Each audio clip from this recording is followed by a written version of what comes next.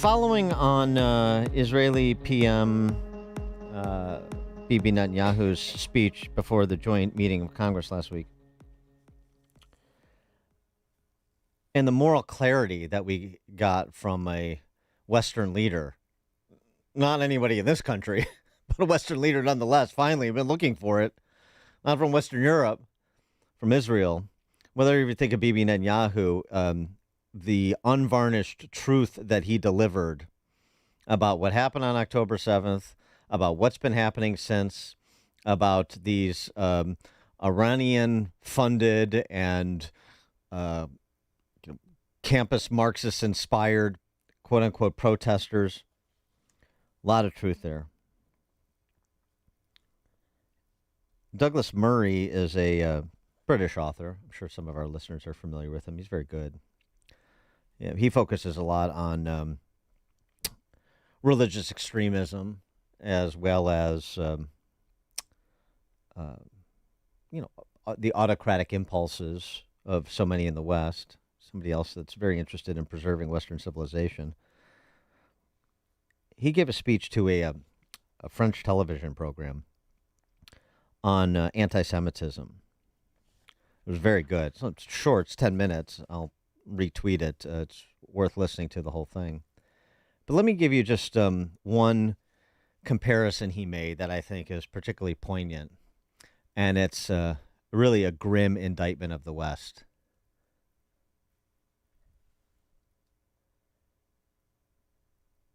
Consider this. In every European capital, as well as in America, photographs of the Israeli hostages still in captivity by Hamas have been put up. And in every city outside of Israel, they have been torn down. Think about that for a moment. If someone in London or Paris loses their dog, they will put up a poster asking people to help find them. And if even one person in our society went around tearing down such a poster, we would ask what had happened in our society.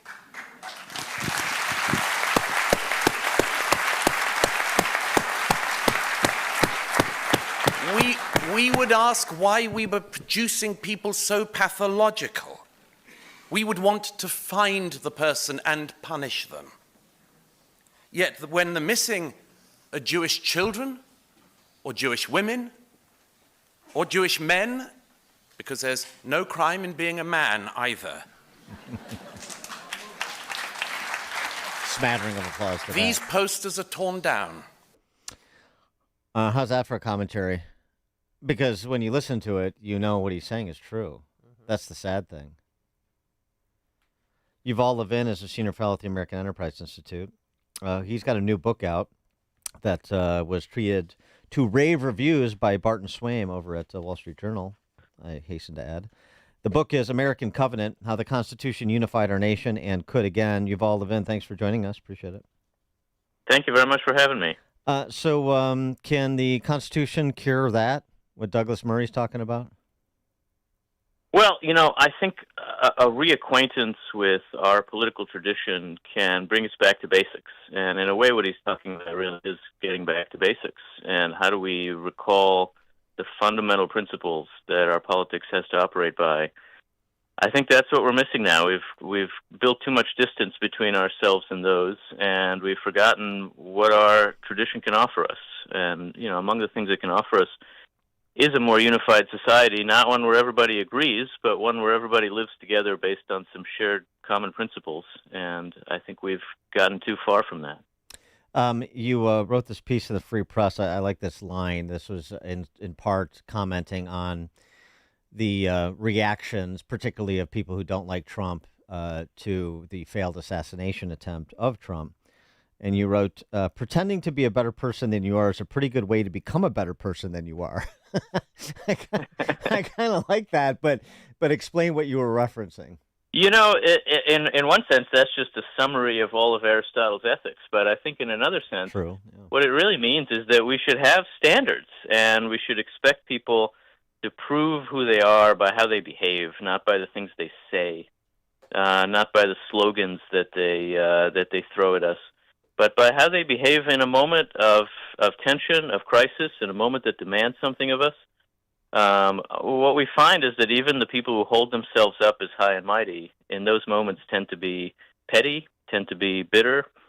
I think we have seen a lot of that lately in our politics, and I think we should always judge people by how they behave. If they're willing to say that they've learned something from a moment like that horrendous attempted assassination, okay, but they said that for 5 minutes and then got right back to calling everybody they don't like a fascist. And I don't think that's how our politics can work. It's interesting, too, and that you raised that point.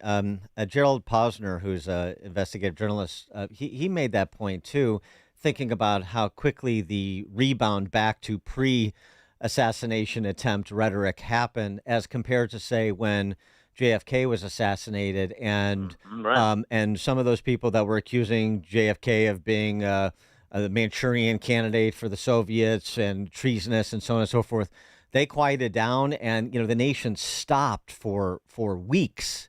Not the case anymore. Yeah, I mean, in that era between the early '60s and the early '70s, we lived through a period of just tremendous political violence that I think ultimately did pull us back from the brink. Things were very dark, of course, by the late '60s, and somehow America did pull itself together and come back from that brink. I hope that we can do that again, but I hope we can do it without having to go through what they went through. I mean, look, we think our moment is very divided and very embittered, and it is. But we forget what our country lived through in that period, and what political violence can really mean. I hope we don't have to learn before we can recognize that, that whatever you think of people's politics, calling them a fascist and an enemy of democracy is an invitation to political violence. People will take you seriously, and we do have to be careful how we talk about each other. We were just talking before you joined us about the Biden proposal to impose term limits on the Supreme Court and subject Supreme Court justices essentially to outside political oversight. This from the putative self-appointed champions and saviors of democracy. I mean, the Constitution can be amended. It has been amended. So any big deal here? I mean, look, first of all, the first thing to say about it is what they're proposing is blatantly unconstitutional. The Constitution specifically provides judges with lifetime tenure. You could amend it, but I don't think they believe they have the votes to amend it. I think they just want to say this and then be stopped by the Constitution so that they can continue to delegitimize the court and say, we're trying to do the right thing, and the Constitution and the court won't let us, which is creating the occasion for delegitimizing our political tradition in a very dangerous way. But more than that, this is actually exactly what lifetime tenure is meant to prevent. What they're saying is, we don't like the way the court is deciding cases, and so we want to get rid of the judges.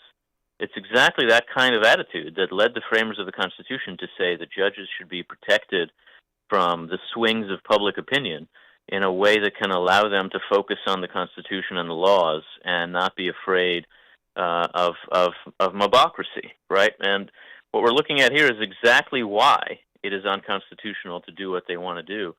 And I don't even think it matters to the people making this argument. They're using this as a Hello? Did we lose Yuval? Hello? Yuval, are you there? Hello? Oh, sorry, I you cut out there for a second. You were just sorry saying about that the argument doesn't matter to the people making it. Go on. Yeah, look, I think they're not even trying to persuade us to adopt a constitutional amendment, right? That would take a massive public consensus, which we're not going to have. They're just trying to turn people against the courts. And, to say that while claiming to be the defenders of American constitutionalism or our democracy is a disgrace. But eventually they always get what they want, it seems to me. Do you think that'll happen? I think they won't get this. I think that will not happen in this case. It really would take a constitutional amendment, and we're a divided society. We haven't had an amendment of any kind in a very long time now, in more than 30 years. I don't think they'll get what they want here, unless what they want is just public outrage that at the court that delegitimizes the system and gets them more voters. I guess they'll get that. Well, that's the short term for sure, and And, I know both parties have had their dalliances with this, but it seems now central to the way the Democrats communicate, which is just to instigate temper tantrums from their base. Yeah, I think that's right. It's not really about winning substantive policy advances, which you do by negotiating and bargaining in American politics. It's about riling people up so that they think that everything depends on the next election and the stakes are absolute. And look, what you get that way may be a narrow election victory, but it can also be a very dangerous kind of political instability. And, I know you talked about not going through what we went through in the 60s, hopefully, not all of it. There are a lot of parallels, not just political violence, but also part of this, the skullduggery of the alphabet soup law enforcement agencies, the CIA and the FBI, and their focus on covering their backsides more than facing a reckoning for misdeeds and lack of disclosure. And we have that going on too. And for all the talk, we were addressing this a bit earlier in the program, for all the talk of the hyperbolic, demagogic rhetoric from politicians and their surrogates, the performance of the FBI post January 6th, and with respect to that investigation, the performance now of the Secret Service and the FBI so far, not just on that day in Butler, Pennsylvania, but subsequent to it, and the disposition to not gather evidence, understand what happened, present it for public scrutiny with the accompanying evidence, and let the American people hash it out and think about it and come to terms with it. The lack of doing that, it to me is more destabilizing than calling Trump Hitler. So look, I think that last point is key, that I don't know how to run presidential security. I don't know how to run legal investigations, but the FBI and the Secret Service and other institutions of our government have to be open and upfront and accountable. They have to help us see how they're doing their jobs. They have to come clean when they've done something wrong, which happens. I think that it becomes very difficult to trust them when they don't allow us to see what they're up to and what they're doing and not doing. I think there were serious crimes to investigate after January 6th. There are serious challenges in protecting a presidential candidate. But these institutions have to be willing to tell us what they learn from their own mistakes. Otherwise, it becomes impossible to trust them. And that's really the analogy here. What happened at the end of the 60s is a collective. Did we lose him again? Like a connection problem? Yuval, are you still with us? Hello. Oh, Yuval? Yep, I'm still here. Oh, sorry, we cut out again. But anyway, what happened at the end of the 60s? Sorry about that. No this problem. Must be my fault. I mean, look, what happened there was a loss of trust in American elites and institutions. And that is exactly what we're living through now. The analogies are a little scary.